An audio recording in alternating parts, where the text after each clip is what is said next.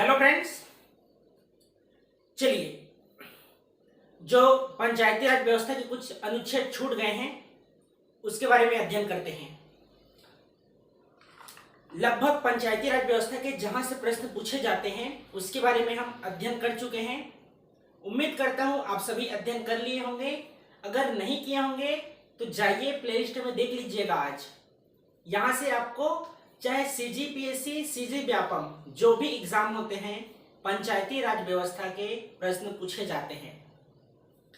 तो आइए बात करते हैं जितने भी अनुच्छेद बचे हैं उसके बारे में। कल की कक्षा में हम बात कर चुके हैं कि कैसे आप अपने ग्राम पंचायत के पदाधिकारियों को हटा सकते हैं। तो टॉपिक क्या है हमारा? पंचायतों की निधियां, पंचायती राज लागू कहां कहां होता है। मान लीजिए किसी भी पंचायत के पदाधिकारियों, जैसे ग्राम पंचायत है, जनपद पंचायत है, जिला पंचायत है, इसके अलावा हम अध्ययन कर चुके हैं ग्राम सभा।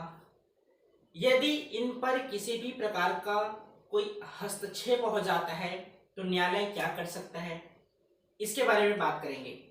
ठीक है, तो हमने अनुच्छेद 243 जी यहां से पढ़ना प्रारंभ करते हैं। आपका ए तक हो गया है जो अयोग्यता है उसके बारे में। इसके बाद हम चुनाव प्रक्रिया इसको अध्ययन कर चुके हैं। हमारा आज का टॉपिक पहला है पंचायतों की शक्तियां और उत्तरदायित्व। क्या क्या उनके शक्तियां हैं, उत्तरदायित्व हैं, ये उन पंचायत के पदाधिकारियों का है। आपको सिर्फ प्रावधान याद रखना है। अनुच्छेद 243 जी इस पर उल्लेखित किया गया है कि उनके क्या क्या शक्तियां हैं, उत्तरदायित्व हैं। अगला देखिए, पंचायतों की निधियां और कर अधिरोपित करना। ठीक है,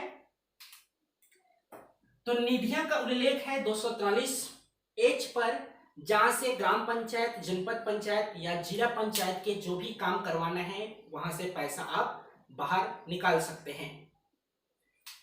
तो देखिए किस तरह से आप पैसा बाहर निकाल सकते हैं ग्राम पंचायत, जनपद पंचायत और जिला पंचायत में। तो ग्राम पंचायत पे जितने भी पंच हैं और सरपंच हैं इनका तो हस्ताक्षर जरूरी है।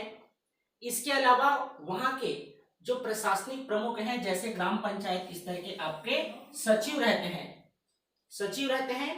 ठीक है, तो सचिव के हस्ताक्षर के बाद उस ग्राम पंचायत के जो निधि है वहां से पैसा आहरित किया जा सकता है। इसी में जनपद पंचायत स्तर पर देखेंगे तो जितने भी जनपद पंचायत सदस्य हैं, बीडीसी हैं, इसके अलावा जो अध्यक्ष हैं, इनके हस्ताक्षर होने के बाद सीईओ जब हस्ताक्षर कर देता है तो वहां के जो निधि है वहां से पैसा निकाला जा सकता है। निधि से आशय खजाना। ठीक है, जिला पंचायत स्तर पर देखिए तो जिला पंचायत स्तर के जितने भी डीडीसी सदस्य हैं, इसके अलावा अध्यक्ष हैं, इनका हस्ताक्षर होना तो अनिवार्य है। इसके अलावा उस स्तर के जो प्रशासनिक प्रमुख रहते हैं, सीईओ, इनका भी हस्ताक्षर होना अनिवार्य है, तभी आप उस फंड से पैसा निकाल सकते हैं। तो ये तो था आपके निधियां के बारे में। कर अधिरोपित में आप देखेंगे बाजार, कहीं ना कहीं बाजार कर लिया जाता है। मेले जब आयोजित होते हैं तो मेले को स्टॉल लगाने के लिए भी आपको पैसा देना पड़ता है। यह एक तरह से कर है जो अपने स्तर पर ग्राम पंचायत, जनपद पंचायत या जिला पंचायत स्तर पर लगाया जा सकता है। अगला देखिए राज्य वित्त आयोग के बारे में, जिसका प्रावधान है अनुच्छेद 243 आई में प्रावधान है। इसको याद रखिएगा, पूछा जाता है। राज्य वित्त आयोग राज्यपाल के द्वारा गठित किया जाता है। इनका कार्यकाल होता है 5 वर्ष का। कार्य क्या करते हैं? तो राज्य की अर्थव्यवस्था की समीक्षा करते हैं कि सही तरीके से जो पैसा फंड प्रोवाइड किया जा रहा है पंचायत स्तर को, वे सभी सही तरीके से काम कर रहे हैं कि नहीं कर रहे हैं, कितना कहां आपूर्ति करना है, इन सभी की समीक्षा की जाती है राज्य वित्त आयोग के द्वारा। अगला देखिए, छत्तीसगढ़ के वित्त आयोग के प्रथम जो अध्यक्ष थे टीएस सिंहदेव थे। आप अभी लाइव चैट में आंसर बताइए कि वर्तमान में वित्त आयोग के अध्यक्ष कौन है। बताइए, छत्तीसगढ़ के जो वित्त आयोग है उसके वर्तमान अध्यक्ष कौन है, ये आप कमेंट बॉक्स में बता दीजिएगा या अभी बताइए लाइव चैट में। चलिए कमेंट बॉक्स में बताइएगा इनका कार्य क्या होता है। तो राज्य की अर्थव्यवस्था की समीक्षा करना, ये रिपीट हो गया, ठीक है, इसको याद रखिएगा। आइए अगला बात करते हैं पंचायती राज का संघ राज्य क्षेत्र में लागू होना जिसका प्रावधान किया गया है अनुच्छेद 243 एल में कि कहां-कहां पंचायती राज व्यवस्था लागू होगा। तो आपको कहां लागू नहीं होगा इसके बारे में जानना है, जहां से एग्जाम में प्रश्न पूछे जाते हैं। तो पंचायती राज का कतिपय क्षेत्र पर लागू नहीं होना, इसका उल्लेख अनुच्छेद 243 एम में किया गया है। तो कहां कहां लागू नहीं होता है देख लीजिए। पहला तो छठवीं अनुसूची में शामिल राज्य, छठवीं अनुसूची में शामिल कौन कौन से राज्य हैं आप कमेंट बॉक्स में बताइएगा। केंद्र शासित प्रदेश जो दिल्ली है वहां भी पंचायती राज व्यवस्था लागू नहीं होता है। इसके अलावा जो पूर्व में जम्मू कश्मीर राज्य था वहां भी पंचायती राज व्यवस्था लागू नहीं होता था, ठीक है, इसको भी आप याद रखिएगा। अगला देखिए पंचायतों का बना रहना जिसका प्रावधान है अनुच्छेद 243 एन में, ठीक है, पंचायतों का बना रहना। अगला देखिए निर्वाचन संबंधित कोई मामला आता है तो क्या न्यायालय में हस्तक्षेप किया जा सकता है कि नहीं किया जा सकता, इसका प्रावधान किया गया है अनुच्छेद 243 ओ में।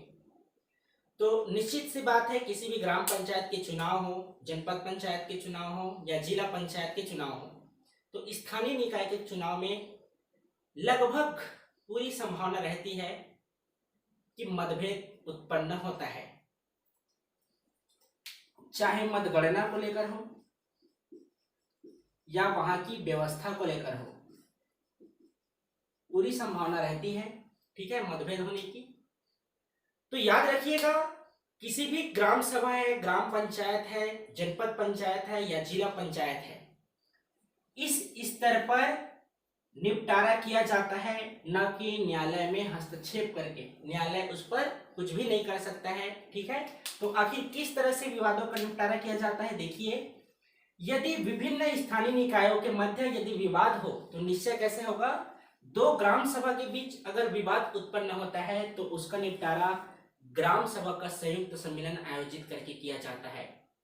अब आपसे प्रश्न में यही पूछा जाता है यदि दो ग्राम सभा के बीच विवाद की स्थिति उत्पन्न हो तो इसे कैसे निपटा जा सकता है, तो संयुक्त सम्मेलन आयोजित किया जाता है और दोनों पक्षों के बीच समझाइश करके इसका अंत किया जाता है।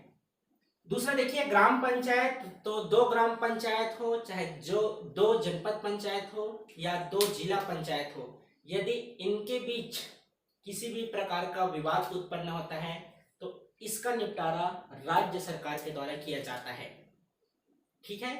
तो इस तरह से आपके फाइनली कंप्लीट हुआ पंचायती राज व्यवस्था।